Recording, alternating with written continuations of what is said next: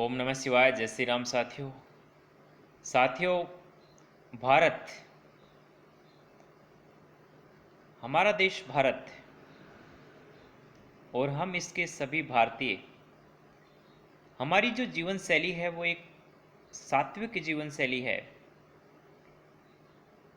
यहीं हमारे यहाँ जो है सत्व गुण की अधिकता है। हम ऋषियों की संतान हैं, खोजियों की संतान हैं, जिन्होंने जीवन के नए नए सिद्धांत खोजे। जीवन को अधिक सुखमय बनाने के लिए, जीवन की सद्गति के लिए, मनुष्य मात्र की सद्गति के लिए, जीव के कल्याण के लिए, जन के कल्याण के लिए अनेक बार शास्त्रों में बदलाव किया, अनेक नीति नियम बनाए, नए नए अपडेट्स किए। तो साथियों, जो हमारी जो प्राचीन जो पद्धति थी वो आश्रम व्यवस्था थी, यानी कि मनुष्य जीवन को 100 वर्ष का आधार मान करके 25-25 वर्ष के 4 पार्ट में डिवाइड किया गया। ब्रह्मचर्य, गृहस्थ, वानप्रस्थ और संन्यास, जिसके अलग अलग नीति नियम बनाए गए,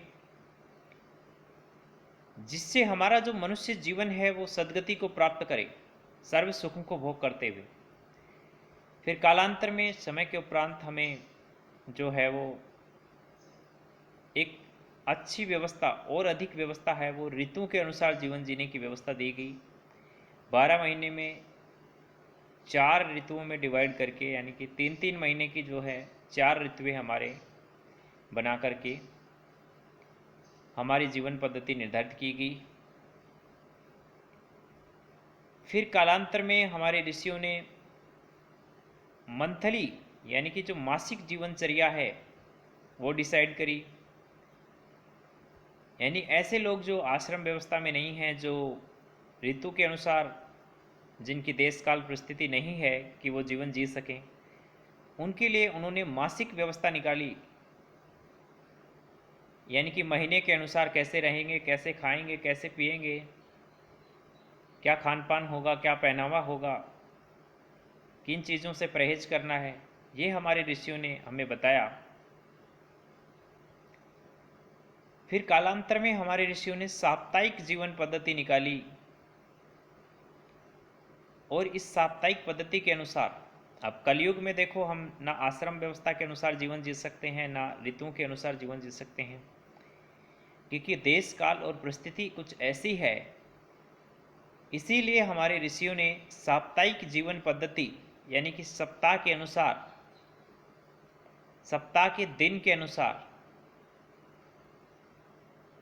आपको क्या करना है, क्या पहनना है, कैसे खाना है, कैसे रहना है, क्या करना चाहिए और क्या नहीं करना चाहिए, हमारे ऋषियों ने बताया, हमारे पूर्वजों ने हमें बताया, हमारे पुरखों ने हमें बताया, जिससे हमारा जो मनुष्य जीवन है वो सद्गति को प्राप्त हो, हम सर्व सुखों का भोग करें, स्वस्थ रहें और जब तक जिए खुश रहें, सुखी रहें। तो साथियों, साप्ताहिक जीवन पद्धति, यानी कि जो सप्ताह के दिन हैं, सोम, मंगल, बुध, बृहस्पति, शुक्र और शनि, इनके अनुसार हमारे ऋषियों ने बताया कि रविवार को आपको जो है सूर्य का दिन है, यानी कि तेज का दिन है, इसलिए इस दिन गर्मी वर्धक चीज़ें आपको नहीं खानी चाहिए, जैसे चना है, गुड़ है और तेल है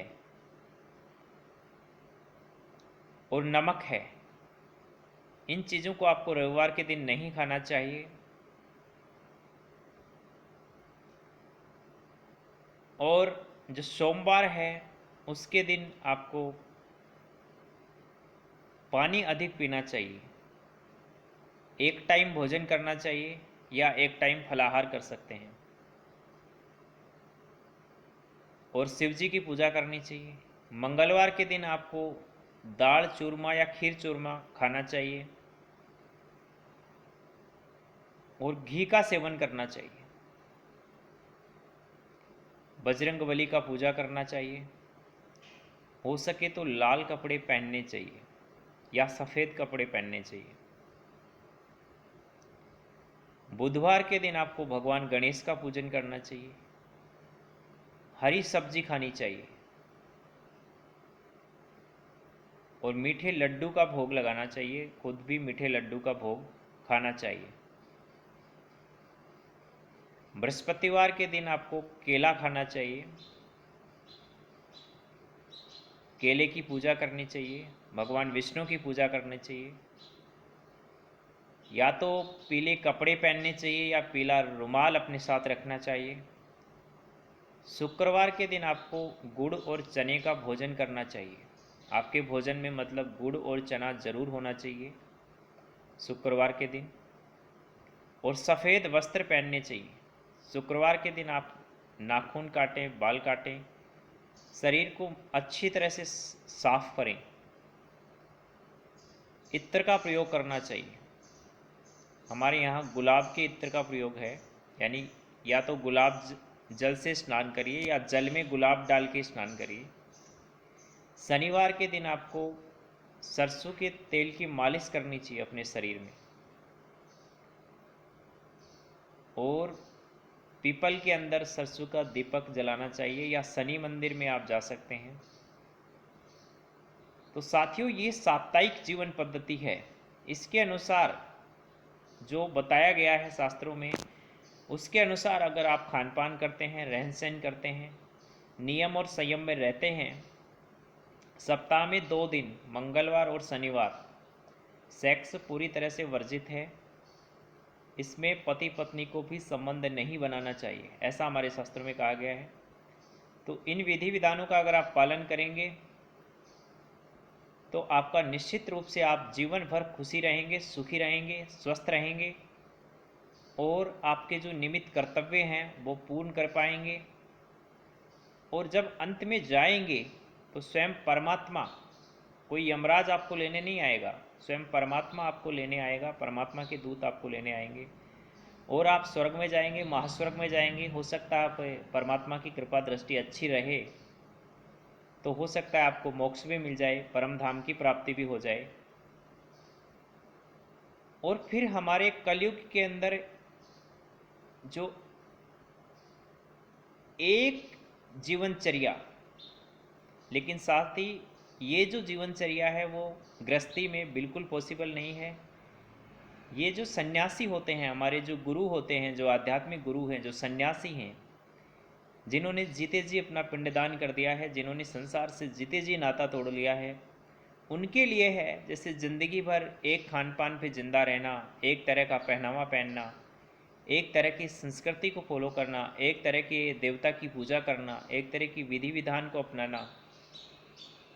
जैसे ज़िंदगी भर कुछ संत होते हैं जो केवल दूध पीते हैं, कुछ होते हैं जो केवल फलाहार करते हैं, कुछ होते हैं जो एक टाइम भोजन करते हैं, तो वो सिर्फ संन्यास में होता है। आप गृहस्थी में हैं तो आपके लिए साप्ताहिक जीवन पद्धति है।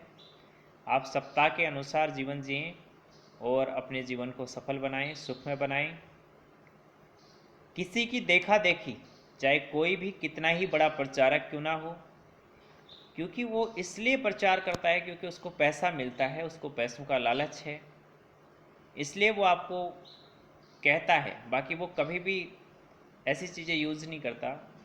कुछ लोग होते हैं जो पैसे के लिए कुछ भी कर सकते हैं। तो किसी प्रचारक के से बिल्कुल भ्रमित ना हो। और जैसी हमारे धर्म है, जैसी हमारी संस्कृति है, जैसी हमारी भौगोलिक परिस्थितियां हैं, जैसा हमारा देश काल और परिस्थिति है, और जैसी हमारी शारीरिक स्थिति है, मन स्थिति है, उसके अनुसार जीवन जीना चाहिए। अपने जैसे कुल की जो परंपरा है, कुल की जो मर्यादा है, उसका पालन करना चाहिए। हम भारतीय हैं, हम सात्विक कुल परंपरा से आते हैं, इसलिए हमें बिल्कुल शाकाहारी रहना चाहिए। किसी भी तरह का मांसाहार नहीं करना चाहिए, नशा नहीं करना चाहिए, दुराचार व्यभिचार नहीं करना चाहिए। हमारे यहाँ बहन बेटियों को यत्र नार्यस्तु पूजन्ते रमन्ते तत्र देवता कहते हैं। नारी को देवी माना गया है, पूजनीय माना गया है, हम इसीलिए भारत माता कहते हैं। तो साथियों, ज़रूर स्त्रियों का सम्मान करना चाहिए और पुरुष को अपने काम को शांत करने के लिए, अपने काम के सुख की प्राप्ति के लिए केवल गृहस्थ में हमारे यहाँ छूट दी गई है, विवाह के अंदर छूट दी गई है। इसलिए अपने अनुसार जैसी आपकी स्थिति है, शारीरिक स्थिति है, देश काल परिस्थिति है, जैसी आपकी योग्यता है, जैसे आपकी धर्म और संस्कृति बिरादरी के कुल परंपरा के नियम हैं, मर्यादाएं हैं, उनके अनुसार पत्नी का चयन करिए। गृहस्थाश्रम में जाने के बाद उसके साथ आप संभोग करिए। बाकी पराई स्त्री को हमेशा माँ और बहन की नज़र से देखिए। विदेशी संस्कृति की नकल बिल्कुल मत करो। और जो हमारा खान पान है, जो हमारा रहन सहन है, जो पहनावा है, उसमें किसी तरह का कोई अपडेट मत करो। हाँ, सुख सुविधाओं में अपडेट करो। जैसे पहले आप कच्चे घरों में रहते थे, आज पॉसिबल नहीं है। आज आप बढ़िया से बढ़िया मकान बनाइए, बढ़िया से बढ़िया घूमने के लिए गाड़ी लीजिए, बढ़िया से बढ़िया शिक्षा लीजिए, अच्छे से अच्छे पढ़े लिखो, बढ़िया से बढ़िया काम धंधा करो, व्यापार करो, बिजनेस करो, खूब पैसा कमाओ, लेकिन धर्म के अनुसार आचरण करो। धर्म के विरुद्ध आचरण मत करो, संस्कृति के खिलाफ मत जाओ। देखो, ये शरीर एक मशीन की तरह, एक इंस्ट्रूमेंट की तरह कार्य करता है। जिस तरह से आप पेट्रोल की डीजल गाड़ी जो होती है उसमें सिर्फ पेट्रोल डालते हैं, डीजल की गाड़ी में डीजल डालते हैं,